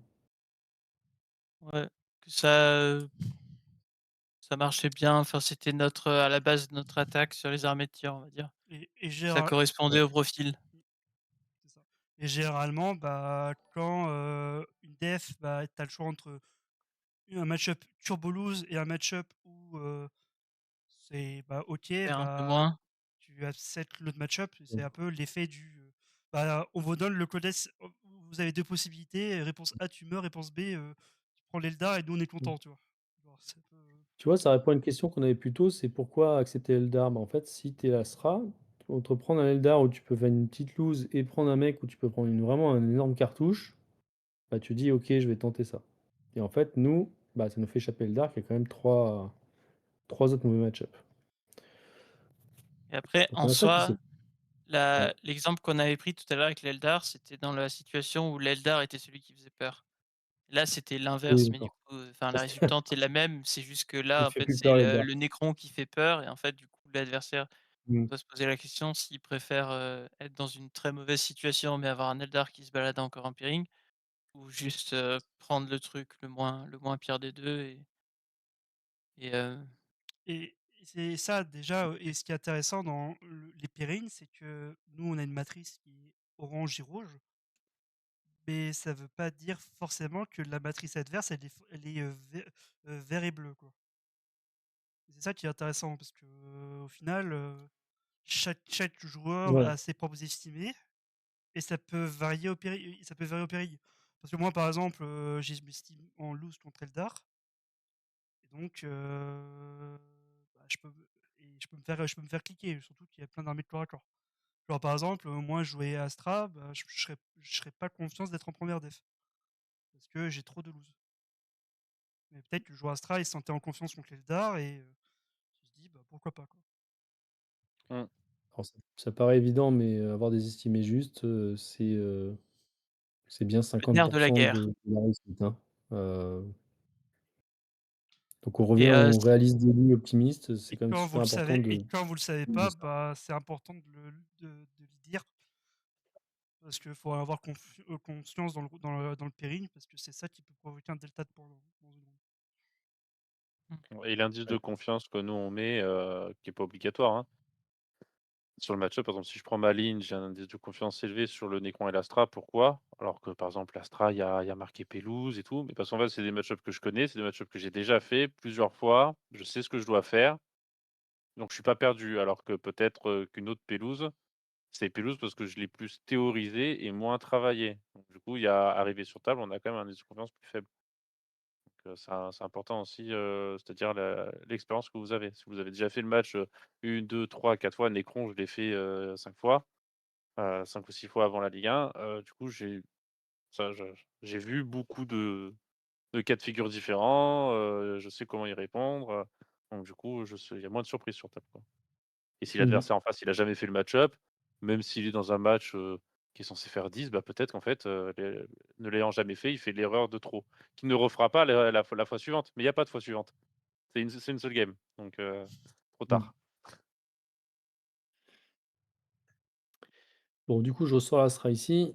Tac, et nous, ils ont pris l'Eldar, et là, rebelote, mais on arrive en pairing à 6. Ah, c'est moi, mec, je suis Sachant parti. que nous, on a sorti, du coup, j'ai pas noté les tables. Bad. On a pris Mais la je pense qu'on a 2 déjà sorti. et eux, ils ont pris, je vais sur quelle table, Aritas? Bon, enfin une peu importe, une pelouse et la 2 Ouais, en fait. bon. Et vous voyez là que c'est quand même encore bien rouge, donc on n'est pas serein. On n'est pas serein, et je sais on pouvait toujours pas placer notre Nico, et je sais plus si à ce stade-là, je pense qu'on a encore botté en touche en mettant un GI à mon avis, hein. Non, on a mis, démon à ce C'est moi, je moment-là. crois. Ah, on a mis démon? Ah ouais, d'accord. Ouais, On a on mis s'est démon. dit que Donc on s'est dit qu'avec cette matrice, on on pouvait, n'aurait pas le le mettre sur une table chargée, se le permettre, parce qu'il y avait pas trop de gains, ouais, purs, sur les tables avec les autres armées, donc lui par contre il en avait, donc on s'est dit: «On peut le mettre maintenant», même si on choisit un truc chargé, on s'est dit qu'on avait la capacité et il y a rien qui nous fait plus peur que ça. En fait, les 3 lignes du milieu, enfin DG, Votant, Custo, ça nous arrange un peu si ça arrive, donc on s'est dit, go mettre, démon et voir ce qu'il nous envoie. parce qu'au Mmh. pire, on pouvait les chercher des draws dans d'autres match-up qui étaient pourris, je pense. Ouais. C'est ça, si jamais ils envoient DG ou Votan ou Custo, on était Ouais, on le content parce que prenait et ça nous parce libérait, que la c'était matrice pour, c'est ça, c'est une sorte amorti de poitrine. Je prends un match-up qui est pas simple, mais qui est maîtrisé ou qui est sur une table en ma faveur et du coup, derrière, ça va mmh, libérer, par exemple, Nico en World Eater qui s'il voit le DG disparaître, il respire, il est content, quoi. Mmh. ouais. Ils avaient Et je attaqué crois que avec c'est DG, et je sais pourquoi par contre. et je sais GC. pourquoi et je sais. GSC, ouais, d'accord, donc on avait Ouais, tout intérêt Vous à êtes sortir le DG du pour coup, le bonne, reste. voilà, du ouais, coup, on n'a pas choisi la petite win, enfin, estimée petite win sur le GSC, mais sur ma table, et plutôt la draw DG parce que ça arrange beaucoup plus le reste du pairing, quoi. ouais, D'enlever cette Ouais, colonne, bon, avec, ça fou nous flou rouge, libérait quoi. ici et ouais. Ça oui. nous libérait bien le match-up et puis bon. Et eux, ils avaient mis quoi en def? Toc, toc, toc, ils nous avaient mis C'est Custo? mis Custodes, Non. ouais. Ils avaient Custo, ils ont mis en deuxième def Custo, ouais. Donc là, Nous, on du coup, accepte on a ça attaqué avec, on avait attaqué avec Space Marine et Necron et ils avaient choisi Necron. Rien et de oui, ils très avaient choisi le spécial Necron là. parce qu'ils avaient pris Custo et ils avaient préféré prendre le Necron plutôt que le Space Marine. Bon, dans tous les cas, pour nous, c'était mais je pense qu'en fait, ton estimé, je sais plus combien tu as fait, mais c'était plus favorable que ça avec to Ouais, Torix, c'était hein. plus P-Win que Draw, mais c'est pas je sais que mon adversaire, C'est préférait draw jouer ça minimum. que jouer contre, Space Marine. Il savait que Ouais, Space OK. Marine, c'était pas idéal puisqu'il a un Space Marine dans son équipe qui jouait une liste assez similaire. Donc il avait, un indice que c'était pas facile Mmh. et la liste Necron sur le papier, il pensait que c'était mieux et au final, que c'était mieux, je C'est pense kiff kiff. pas. Voilà. Mais Peut-être bon, il y avait peut-être pour pas la non matrice, plus, c'était mieux de sortir le Necron, à ce pas stade-là, il y avait faux. pas trop de différence entre, ma matrice et celle de Paul, en fait. Non. Mmh mh. C'est fine. Donc on arrive à sortir le custo ici, on place notre Necron en attaque, parfait. Et là, tout d'un coup, en fait, c'est beaucoup plus gérable parce que nos les 2 match-up qu'on a qui sont pas bons, en fait, sont des tables dépendants. Et vu qu'on a quand même sorti beaucoup de match-up de tir, il me semble qu'on peut, placer une des défenses, je crois qu'on a dû Là, prendre un surtout qu'on avait bah, sorti ouais, des ça, pelouses, c'est quoi. sûr. Il y avait, Là, en fait, si on met Nico en def, il est full tranquille et il peut tout à fait protéger d'autres personnes en fonction de Mmh qui mh. attaque. Et là, après typiquement sur ça, la vas-y. en fait, cette partie-là, elle va être différente à chaque pairing. Oui. Il y a pas trop de plans clairs, mais globalement, la seule généralité qu'on peut en tirer, c'est que, bah, factuellement, on est dans une situation où on a un joueur qui soit il perd sur une pelouse, soit il gagne sur une table chargée. Donc on va dire: «Bah, écoute, on va jouer safe, c'est toi qui vas défendre». Comme ça, on est certain que tu joues au moins sur une table chargée et on va le setup lui, alors que les autres s'en foutent un peu. GI, CSM, SM à ce moment-là, ils s'en foutaient un peu de la table. Mmh. Et effectivement, c'est là qu'avoir bien sorti les tables, ça aide beaucoup pour vos joueurs parce que là, on a quand même 2 joueurs de CAC qui ont bien avoir leur table. Si vous avez bien réussi à sortir la table avant, ça favorise énormément le match-up. Je veux dire même le GI, il peut très bien se démerder avec des tables chargées, Mmh. il s'en fiche un peu, quoi. et et du coup, on retrouve ce que j'avais fait une remarque en est sur attention à la construction de votre roster de pas mettre trop d'armées de tir. Donc, là, en l'occurrence, c'est aussi nos adversaires qui ont choisi les tables, on va dire, de tir, parce qu'ils jouaient et il y a un QTS qui est parti, donc il veut une table, bon, sur laquelle il peut naviguer et je sais plus que d'autres étaient en dev chez eux, mais ils ont aussi mis des armées de tir en dev et donc forcément, ils se retrouvent avec, derrière, Oui, et ces des facteurs-là qui jouent beaucoup, ouais. moins de tables de tir, quoi. C'est là où du coup notre auditeur il est content, il fait: «Bon maintenant qu'elles sont parties, Après, là où il y avait une faille dans notre stratégie, c'est que, vous avez remarqué, on a mis une armée de corps à corps en deuxième def, on a mis un démon qui a dû choisir une table, parmi les plus chargées, on va dire, pour jouer contre un Death Guard qui tire plus fort que lui et ce qui fait qu'il restait quand même des pelouses à la fin. Notamment, il restait la table 8 et il te restait une des tables 4-5. Donc il restait 2 des 4 tables de tir. Parce que, bah, en fait, on n'a pas pu la défausser en deuxième def. Mmh. Mais mais en fait, on savait à ce Ah mais moment-là oui, je qu'on m'en avait souviens, gagné le toss. Et oui, on savait qu'on je avait m'en gagné le souviens. toss, donc on savait qu'ils allaient en choisir qu'une seule parmi les Mmh. 4 restantes. Donc en fait, nous, ça nous arrangeait parce que, bah, du coup, on se disait: «Au pire, on a une personne qui joue sur une table qu'elle veut pas et tous les autres qui jouent sur la table qui les arrange». Voilà, donc Mais c'est on ce s'est qu'on quand a même fait avec retrouvé Paul. avec, un CSM sur un votant sur une table 8 qui était pas du tout favorable pour nous. Pour Non, je autant, pense ça a quand même fonctionné. ça allait. Oui, c'était Ça pas, allait. c'est un peu ouvert, mais il a des outils pour jouer dessus, ça allait. C'est pas OK. horrible, quoi, ça allait pas trop changer l'estimé plus que ça, je pense. Le dernier Voilà. truc à prendre en compte quand vous êtes dans ce genre de situation, c'est, hem, est-ce que vous voulez mettre votre qu'est-ce que vous voulez mettre en oublié, en fait? C'est-à-dire comment vous voulez gérer, votre oublié? Et souvent, la défense que vous allez avoir va permettre de protéger votre personne la plus faible. Donc c'est-à-dire que c'est important de penser à votre défense en disant: «Bah, si on m'attaque, en fait, dans la séquence suivante, en fonction de ma défense et mes 2 attaques, ma défense va pouvoir prendre le match-up que j'ai pas envie d'avoir sur mon attaque la plus faible». C'est-à-dire que votre oublié, en fait, au final, il va se débrouiller, il va faire sa vie, mais par contre, votre défense doit pouvoir protéger votre maillon le plus faible. Donc souvent, je sais pas comment on avait fait exactement ici.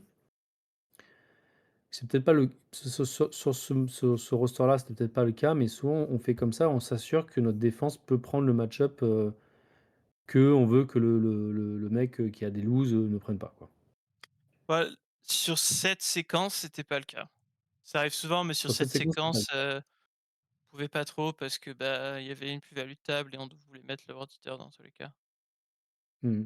Mais oui, ça arrive des fois que tu peux mettre en défense, par exemple, tu as admettons GI et CSM, ils ont, des loses tous les 2 sur Necron et des loses tous les 2 sur GSC.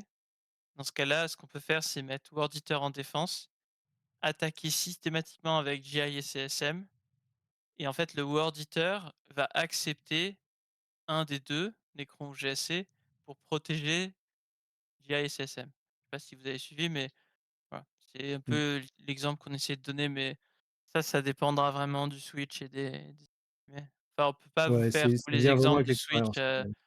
voilà, ça viendra et puis vous Non, aurez ça pas vient avec forcément les l'expérience. bons estimés par rapport à ceux qu'on a, donc c'est trop du cas par cas, mais le Ouais switch, il y a et beaucoup de gymnastique, possible. ça vient aussi, on commence quand vous commencez à connaître vos joueurs et savoir qui est confortable dans quelle situation et qu'est-ce que vous voulez avoir envie d'arriver et cetera. Donc il y a un peu de connaissance, bah, de votre roster, de vos match-up et cetera. Heu, Bah, écoutez, je pense que pour la côté matrice, on a fait le tour. Est-ce que vous avez déjà des questions sur ce truc-là? Parce qu'on est là pour Il échanger, y on a avait, beaucoup parlé.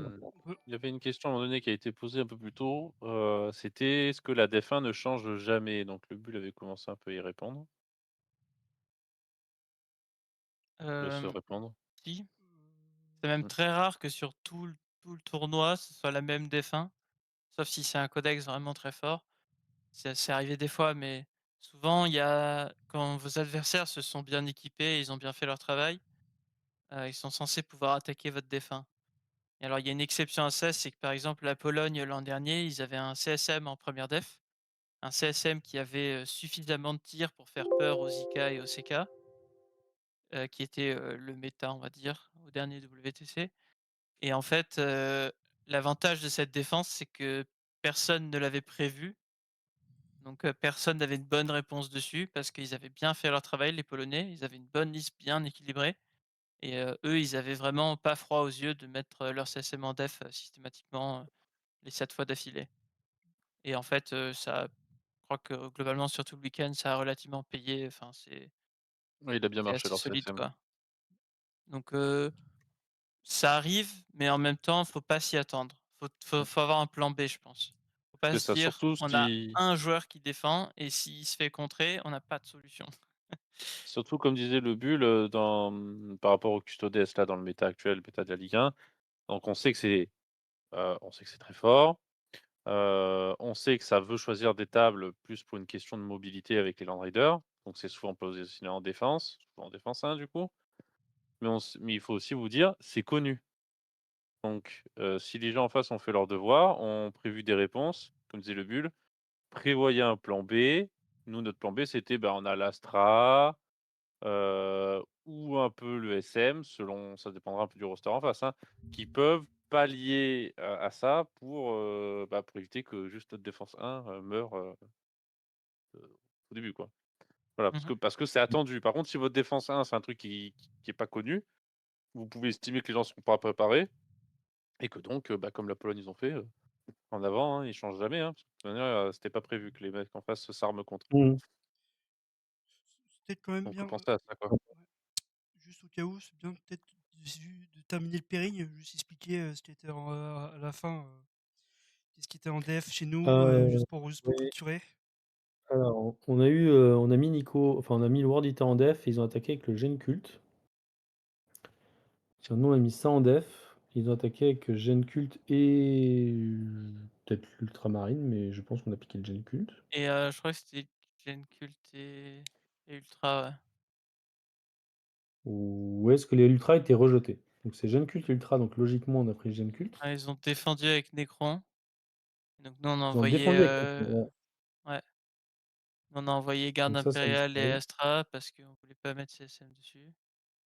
Ouais, Et et du coup on a mis 500 oublié qui est tombé contre le Wotan. autant. Ouais, Ouais, c'est c'est ça. plutôt standard, hein, rien de spécial, à part qu'on a eu un Mmh. gain pur sur GSC qui s'est avéré pas être, le meilleur des match-up, mais ça allait. Et on a eu du coup c'est le SM qui a eu le Necron, ouais. C'était un match-up, chaud, mais bon, OK. Et lui il avait une très mauvaise ligne, du coup on oubliait. Mais finalement c'était mieux que ça. Donc coup de Ouais. bol. Ah, c'est quand même faut dire que la fin, tout s'est bien passé.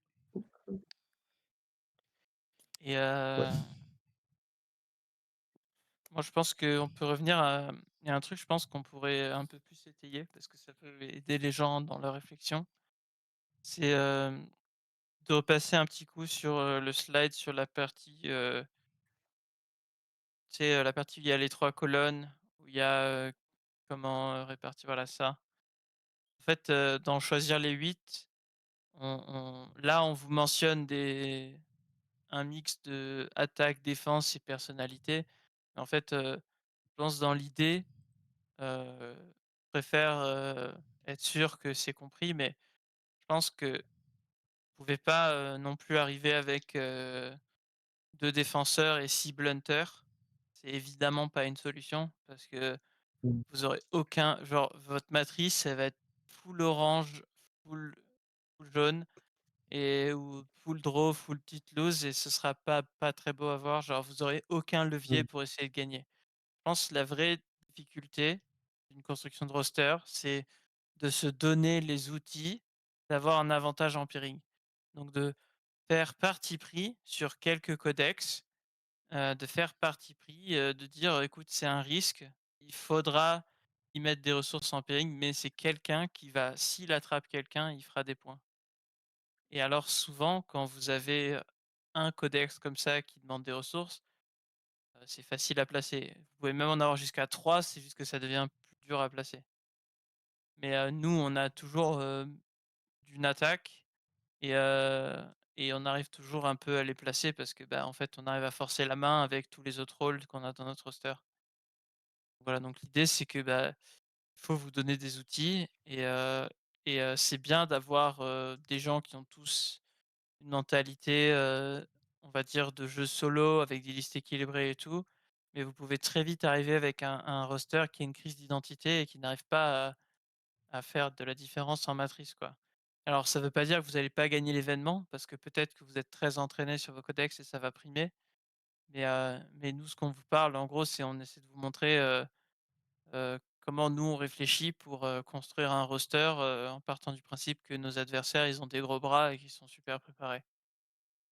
Hem Donc, tout ça pour dire, dans Obvious 4, on a mentionné que c'était bien d'avoir un premier défenseur, ainsi que d'avoir des codex, qui font sens avec vos joueurs.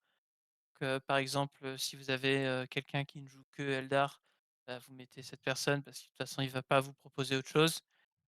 Et après ça, il faut commencer à se rendre compte, au bout d'un moment, avec des gens plus flexibles qui ont la capacité de changer parmi plusieurs codex, qu'est-ce qui ferait du bien au roster? Comment est-ce qu'on fait pour l'équilibrer un peu. Mais en réalité, si vous copiez les listes des gros événements, de la Ligue 1, des trucs comme ça, vous allez souvent naturellement avoir ce travail pré-mâché parce que vous allez avoir un roster qui a des listes polarisées. Donc si vous les entraînez bien dessus, en fait, vous avez votre roster qui est pré-mâché du moment que vous ne vous trompez pas en estimé.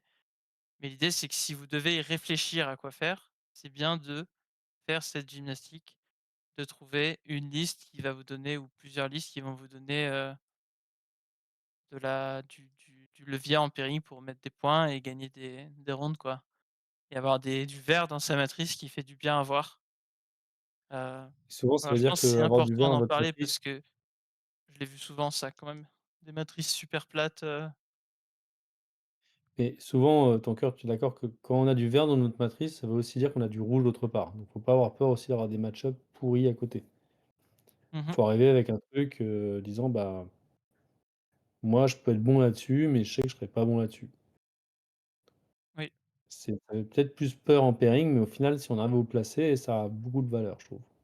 oui.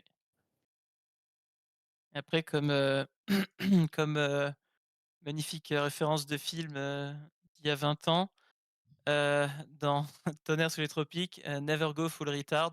Donc ne faites pas, genre une liste avec genre 30 dragons de feu. Heu, Parfois c'est pas Ouais, ouais. nécessaire d'avoir autant de puissance de feu pour faire peur aux listes de tir ou les battre. Des fois, peut-être que 15 dragons de feu, ça suffit, qu'il y a pas besoin de se rendre complètement inflexible pour les autres match-up. Heu et moi aussi, c'est un de mes films préférés et et je pense que c'est voilà, c'est bien de faire cet exercice, mais n'allez pas trop au fond du truc, quoi. Genre, ouais, Twitch aime pas, mais après on n'est pas monétisé, donc je pense que c'est pas très grave. Je dis ça, mais demain, du coup, on n'aura plus de channel. Mais merci du coup de me le dire.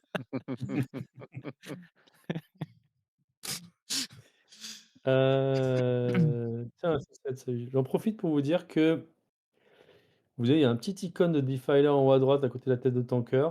Alors cela n'est pas dédié à du méta, mais il y a eu des sorties qui arrivent, notamment un nouveau bonhomme qui a l'air bien costaud, avec beaucoup de tirs et qui a l'air vachement bien pour beaucoup d'armées.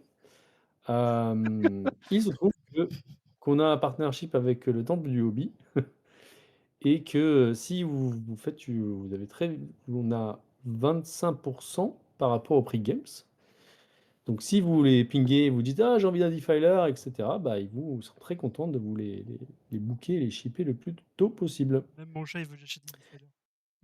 Et oui, tout le monde veut son Defiler. «You get a Defiler, you get a Defiler».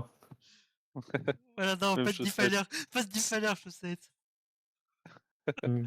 Voilà et vous pourrez jouer, 12 Defilers dans votre roster et il aura le style. Et Parfait. en attendant, vous pouvez jouer sur Dawn of War Plus et que jouer des ça, Defilers aussi. 15 Defilers dans votre roster, pardon, Ouais. excusez-moi. Mmh. Another one. Et Triple Defiler, triple Soul bah, Grinder, let's go.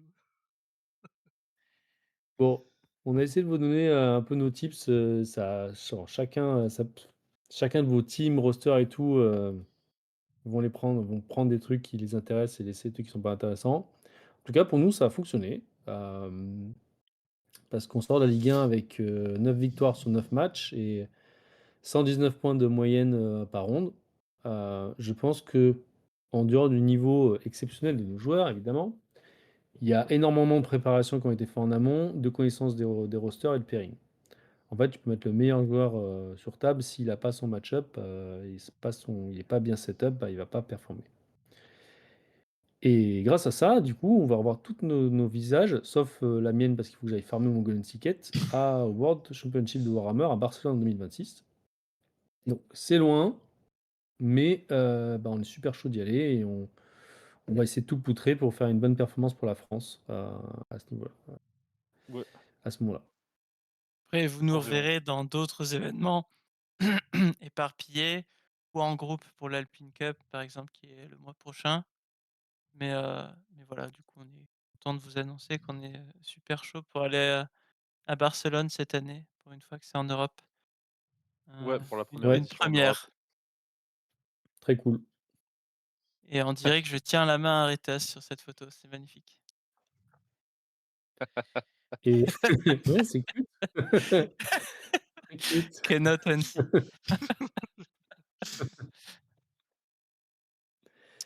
Et Bon, voilà. écoutez, messieurs, on espère que vous avez aimé le live, qu'il a répondu à certaines de vos questions. On a essayé d'être le plus, bah, transparent sur les trucs qui fonctionnent pour nous, hein. Je pense qu'il y a d'autres méthodes qui marchent mieux, qui marchent, différemment et que les autres équipes de L1 ont une approche différente. Nous, on essaie vraiment de se recentrer sur, le caractère de nos joueurs et comment on est complémentaires et je pense que même si on s'était planté, je pense qu'on s'aurait bien fait kiffer parce qu'on aura tenté un truc et des fois, même si on n'est pas au top du méta, en fait, enfin, on n'a pas forcément les codex et les listes méta. Au final, avoir un roster complémentaire, bah, ça a bien marché pour nous, donc on essaie de faire continuer dans ce sens-là. On est d'accord que Et le plus important, rappelons-nous qui sont les DU dans ce roster. Regarde. Prenez les screens, hein. Aïe, aïe, aïe. aïe, aïe, aïe. Mais quand même, merci à tous d'être venus ce soir. Merci d'avoir participé. Ouais. Et merci à ceux qui ont regardé la rediff aussi, Ouais, dans un coucou à futur YouTube. proche. On est d'accord, Zeka, c'est semaine prochaine le, C'est quoi? le projet? C'est semaine Le projet prochaine? Shad? Non, je Moi sais, le qui truc où on doit mettre des couleurs sur des choses. Ah, le prochain live? C'est la semaine prochaine ou c'est après? Je sais plus. C'est ça, Ah, écoutez, faut alors on prendre. on s'est lancé sur un projet un peu, je pense que c'est l'un des projets les plus durs pour nous, honnêtement. Je pense que ça va être un live, à un gros niveau. Vous allez choquer, Savoir je qu'on est pense. une grosse équipe de compétiteurs, mais on est aussi des artistes et on a fait un concours interne, une compétition interne de peinture. Donc si vous voulez voir des vraies grosses figurines, du vrai niveau, semaine prochaine, on aura un live, concours peinture et on aura même des intervenants professionnels ou semi-professionnels qui jugeront notre travail. Oh, mais allez. On a notre barème à nous, ça va être du solide. Solide. La Ligue 1 par rapport à ça, c'est facile, quoi. Donc on vous pitchera ça, mais normalement mercredi prochain, on a un live peinture. Il y a pas D'accord. live, bah, ne crois pas ça parce qu'on a notre barème et la note créativité et culot vaut pour moitié la note. Donc Attends, je même mets une Redstone va clim à la avoir des trucs, créativité. mmh, Je le casse en 2, tu vas voir. ouais, tu vas voir, on peut rien faire, on peut pas test. Je pense que Aretas, il est loin d'être au niveau. Mais bon, ça s'arrête. Il est loin d'être au No niveau. flame, but je pense que Liam peut le battre, hein. Je peux Ouais, je pense que Liam, il a de bonnes chances. d'être pas prêt. Bon, pour ce, Enfin, passez une bonne soirée et une OK. prochaine. Salut. Salut à les gars. bientôt, à Merci, la semaine bonne soirée à prochaine. tous.